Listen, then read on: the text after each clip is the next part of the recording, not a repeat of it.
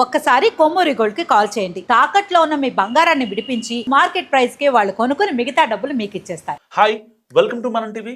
మనం ఉన్నది మన కోసం. నేను మీ మనోజ్.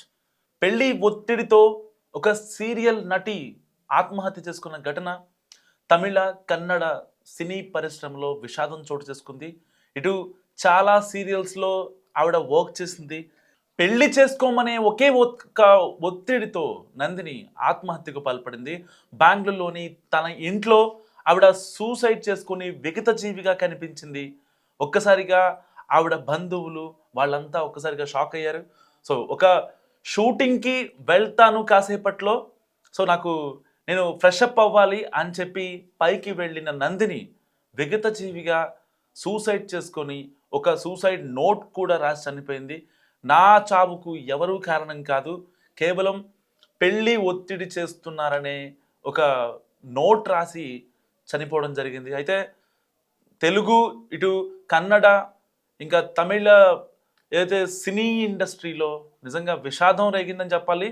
సో చిన్న వయసులోనే నందిని తన ద్విపాత్ర అభినయం చూపించింది.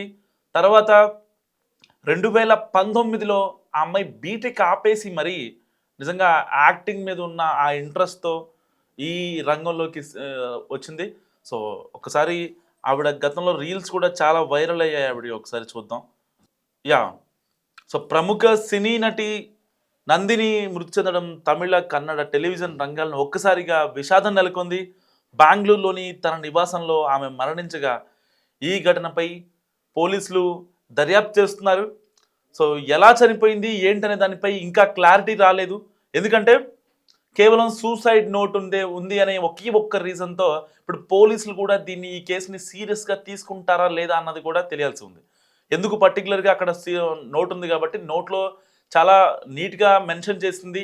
ఇంట్లో వాళ్ళు పెళ్లికి ఒత్తిడి చేస్తున్నారనే ఒక ఉద్దేశంతోనే నేను చనిపోతున్నానంటూ, నా చావుకు ఎవరూ కారణం కాదంటూ ఆవిడ నందిని క్రిస్టల్ క్లియర్గా నోట్లో ఎక్స్ప్లెయిన్ చేయడం జరిగింది. నిజంగా ఆంధ్రప్రదేశ్కు చెందిన నందిని సొంత భాష కాకపోయినా సరే కన్నడ, తమిళ సీరియళ్లలో నటించి మంచి గుర్తింపు సంపాదించుకుంది. ముఖ్యంగా తమిళంలో ద్విపాత్రాభినయం చేసి గౌరీ సీరియల్ ఆమెకు మంచి పేరు తీసుకొచ్చిందని చెప్పాలి. సో ఇటీవల వరకు బెంగళూరులోనే షూటింగ్ జరిగిన ఈ సీరియల్ తాజాగా చెన్నైకి మారింది. కొద్ది రోజులు విరామం కోసం నందిని బెంగళూరుకు వచ్చిన సమయంలో ఈ దుర్ఘటన జరిగింది.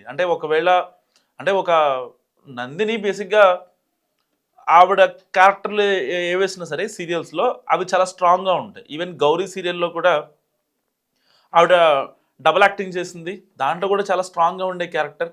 సో అంటే పర్సనల్గా ఆవిడ ఎలా ఉంటుందో ఏంటో తెలియకపోయినా, సో ఆ షూటింగ్ గ్యాప్ వచ్చిన సమయంలో ఆవిడ వచ్చి సూసైడ్ చేసుకోవడం అండ్ సూసైడ్ నోట్ రాయడం, ఇదంతా నిజంగా యాదృచ్ఛికంగా ఉంది ఒక రకంగా చెప్పాలంటే.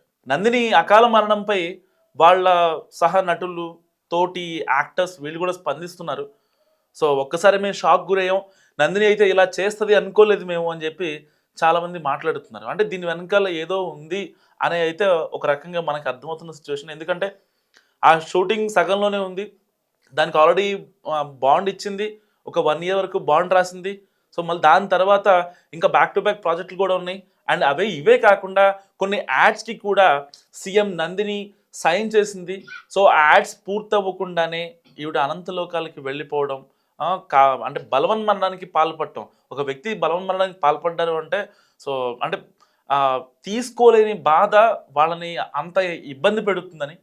సో కేవలం పెళ్ళి ఇంట్లో వాళ్ళు ఇబ్బంది పెడుతున్నారనేది ఒక రకంగా మిత్ అని చెప్పుకోవాలి మనం. అంటే నాకు ఇప్పుడు వద్దు అంటే ఒకవేళ ఇంట్లో వాళ్ళని కన్విన్స్ చేసుకొని ఈ అమ్మాయి చక్కగా హ్యాపీగా తన సీరియల్స్ వేసుకుంటూ తన లైఫ్ హ్యాపీగా గడిపే అవకాశం ఉంది. కానీ ఇక్కడ కేవలం పెళ్ళి ఒత్తిడి చేస్తున్నారనే ఒక్క రీజన్ అయితే నిజంగా అంటే ఈ బలవన్మరణానికి యాప్ట్ అయ్యే సిచ్యువేషన్ కనిపించట్లేదు.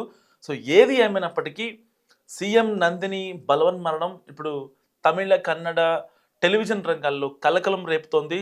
సో వాళ్ళ ఫ్రెండ్ ఒకతను సతీష్ మాట్లాడుతూ నందినికి ఇంకా పెళ్లి కాలేదు, సో ఇలా జరగడం ఏంటో అర్థం కావట్లేదు, ఏ కారణం అన్నది ఈ ఘటన జరిగిందన్నది పోలీసులే చెప్పాలి. సో ఒక ప్రతిభావంతమైన నటి జీవితం ఇంత త్వరగా ముగుస్తుందని మేము అనుకోలేదు. సో ఇలాంటి ఘటనలు మళ్ళీ జరగకుండా మేము జరగకూడదని అనుకుంటున్నాం అని చెప్పి వాళ్ళ ఫ్రెండ్ సతీష్, యాక్చువల్‌గా సతీష్ అనే అబ్బాయి ఇద్దరు కలిసి 'గౌరీ' సీరియల్‌లో ఇద్దరు కలిసి వర్క్ చేశారు. అండ్ వీళ్ళిద్దరు కలిసి చాలా రీల్స్ ఉంటాయి. ఇన్‌స్టాగ్రామ్‌లో కూడా అండ్ యూట్యూబ్ షార్ట్స్‌లో కూడా వీళ్ళిద్దరూ రీల్స్ చేస్తుండేవారు గతంలో. సో అంటే ఒక రకంగా ఒక బెస్ట్ ఫ్రెండ్ అని చెప్పుకోవచ్చు.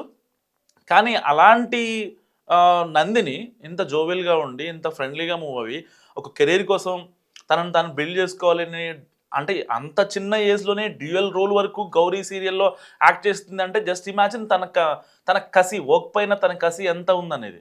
సో అలాంటి నందిని అకాల మరణం నిజంగా చాలా మందిని షాక్ గురిచేసింది. సో ఇండస్ట్రీని మొత్తాన్ని కలిచేస్తుంది. సో ఈ తరహా ఘటనలు మనల్ని మానసిక ఆరోగ్యంపై ఒక రకంగా మరింత జాగ్రత్తగా ఉండాలి. అంటే ఒక కష్టం వచ్చింది, ఒక నష్టం వచ్చింది, ఏదొచ్చినా సరే సో మనల్ని మనం స్ట్రాంగ్ చేసుకోవాలి తప్ప ఇలాంటి పిచ్చి పిచ్చి పనులు చేయకూడదు నిజంగా. సో అంటే ఒక సినిమాలో అంటారు కదా, కష్టాలు ఎవరికొస్తాయంటే భరించగలిగిన శక్తి ఉన్నవాడికే కష్టాలొస్తాయని చెప్పి రీసెంట్‌గా ఒక డైలాగ్ కూడా చాలా ఫేమస్ అయింది. పెద్దయిన అమితాబ్ బచ్చన్ మనం చెప్పిన మాటలను కూడా మనం విన్నాం. చాలా రీల్స్‌లో అవి అవి చాలా ఫేమస్ అయ్యాయి. పాపులర్ కూడా అయ్యాయి. సో ఏదేమైనప్పటికీ అంటే బలవన్ మరణం అనేది ఒక్కసారి ఆలోచించుకోవాలి. సో అది ఎవరైనా సరే, ఎందుకంటే మీరు అనుకుంటారు వెళ్ళిపోతారు ఓకే అని. కానీ మిమ్మల్ని నమ్ముకున్నోళ్ళు సో వాళ్ళంతా చాలా ఇబ్బంది పడతారు. ఒక్క నిమిషం వాళ్ళు పడే వేదన గనక మీరు ఆలోచించగలిగితే అసలు సూసైడ్ చేసుకోవాలి, బలవన్మరణానికి పాల్పడాలి అనే ఆ యొక్క ఇదే అంతే అసలు మీ మైండ్‌లో నుంచి వెళ్ళిపోద్దనమాట. సో ఒక్కసారి అంటే ఇక్కడ నందిని విషయంలో కేవలం పెళ్లి అనే ఒక దాంతో ఇబ్బంది పెడుతున్నాను నన్ను అని బాధపడింది. నిజంగా ఆ అమ్మాయికి ఆ ఇబ్బంది కన్నా ఇంకా వేరే ఇబ్బంది ఏదో ఉందక్కడ. సో ఏమి లేకుండా ఒక పెళ్లితోనే ముడిపడలేదు తన మరణం. సో ఏదేమైనప్పటికీ ఎవరైనా ఇలాంటి టైంలలో కొంచెం ఆలోచించి డెసిషన్ తీసుకోవాలి బలవన్ మరణానికి. సో నందిని మరణం గురించి మీరేమనుకుంటారు? మస్ట్ కామెంట్ చేయండి. చూస్తున్నాండి మనం టీవీ.